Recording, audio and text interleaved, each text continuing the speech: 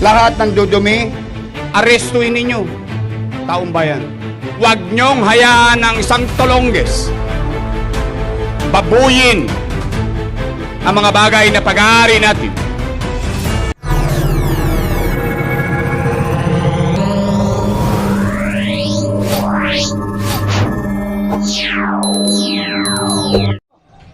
Hello mga kabungis-ngis, welcome back again to another vlog. Ito po si Busilak's Diary. Hatid ang mukha ng balita. Clearing operation po tayo, led by ang napakabait nating hepe na si Chief Engineer Bernard Nadonga. Kasama rin po si Foreman Jun Zamora. DPW1 tayo mga kabungis-ngis, and ito nga po tinatanggal na nga rin po etong lona dito na napakahaba.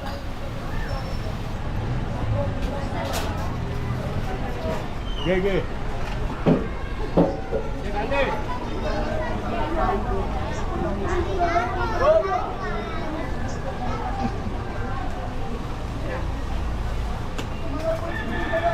Yeah.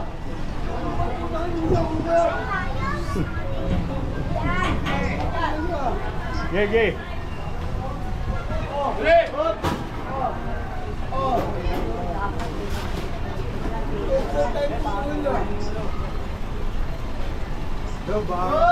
Hop! Yo, bang bibitawan. Oh, may tao. Hop.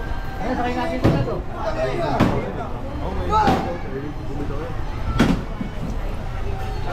At may assist din po tayo mga kapulisan.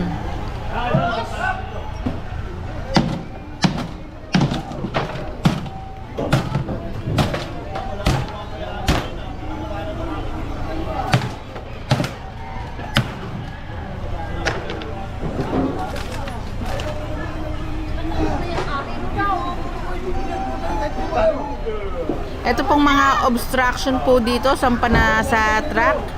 And mukha naman pong hindi na rin talaga kailangan kasi parang patay na nga rin po yung mga halaman. Para sa akin ha.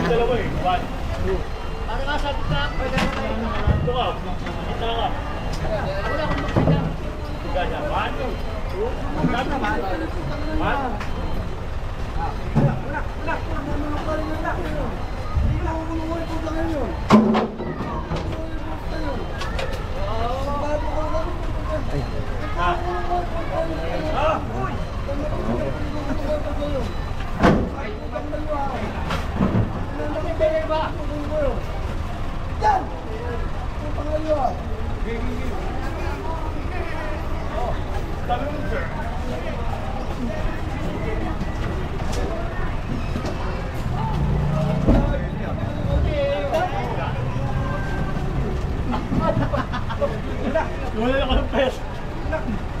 Wala so.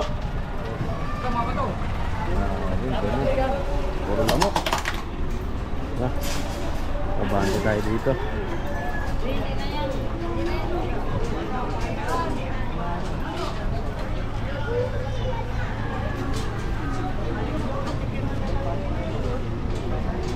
Sana mga kababayan natin magkusa na lang kung maglinis din, no? Ang mga paligid.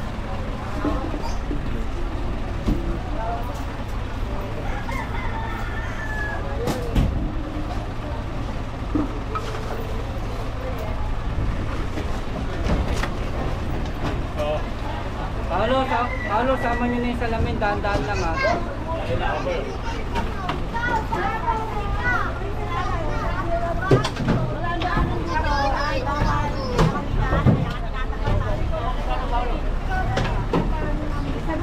Dito wala.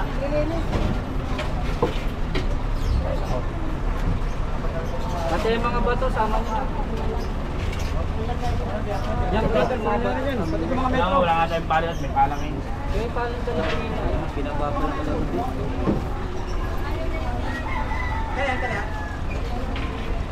Paolo, sama mo na yan. Bakit? Yung mga bato-bato. Baka may pandakot dyan, ilang pa.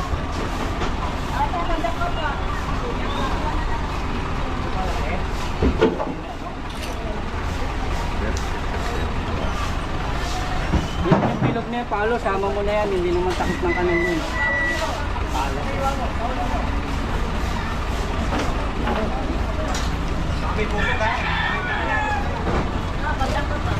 Daan na, may daan na. Mga Freddy, yung bilog, sama mo na yung bilog.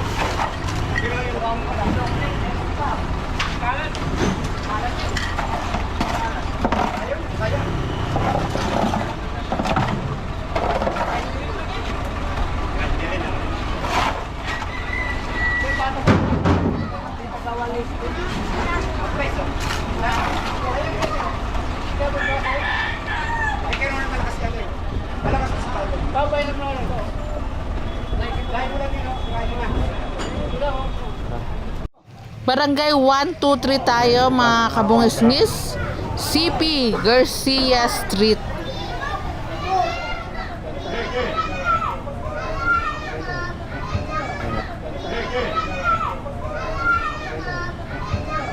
Tatanggalin na nga po yung ano, yung lona.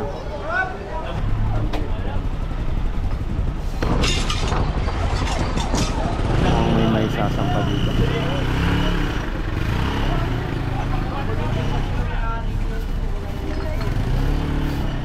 Mati natin. Bulok na.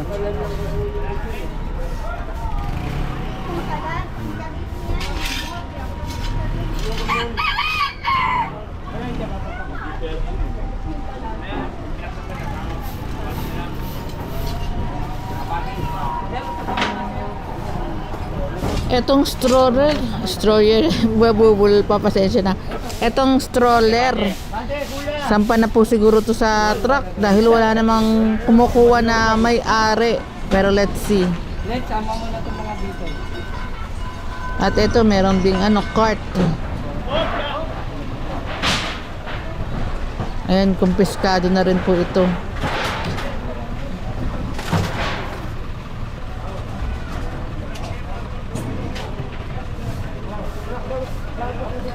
Lord! Arnold! Lord! Lord, binug mo tayo, Lord!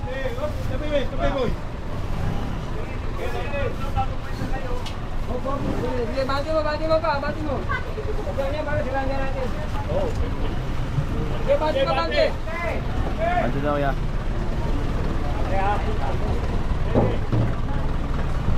Bati!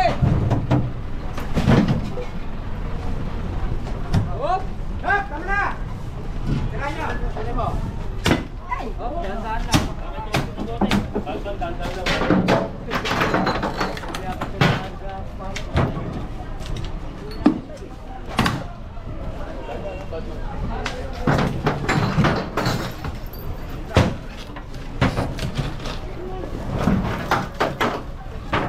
Ito ginawa na para space, hindi masyadong malaki. Kuya! Kuya!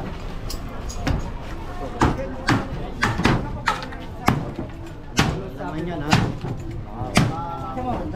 Oo, wala naman yan. Tama yan. Yun!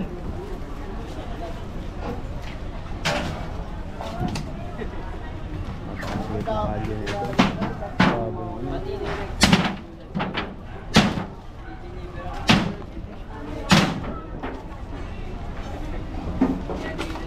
Dahan-dahan lang sa mata nyo.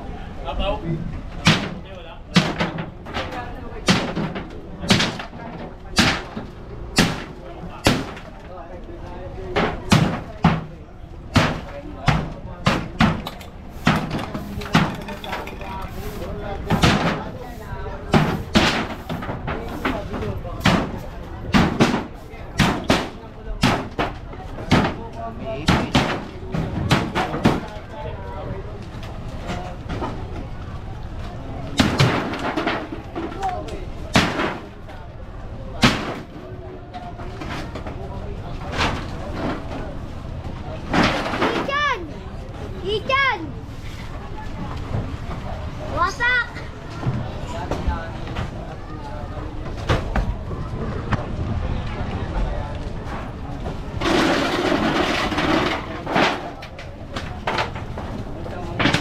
Piso? Dami.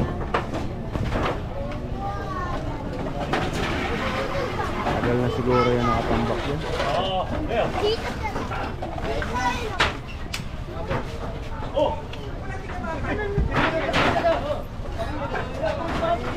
Yung basura lagyan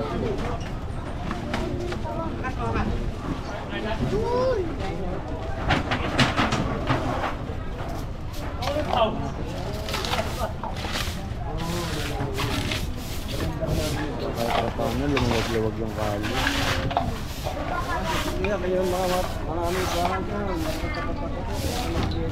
Yung tama, sir. Tama. Yun. Tapat-tapat. Oh, makisuyo na lang.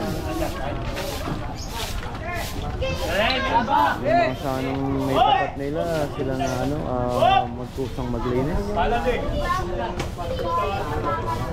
Taas ka doon!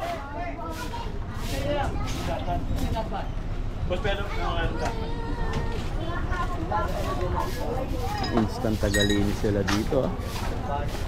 Ito ay salamat ay.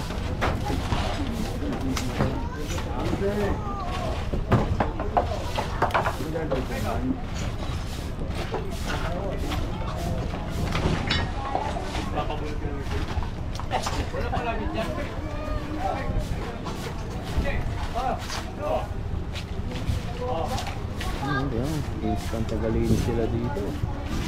Ano, yun ang tama yung sinabi ni Joy, tapat nyo, linisin nyo na lang, sana.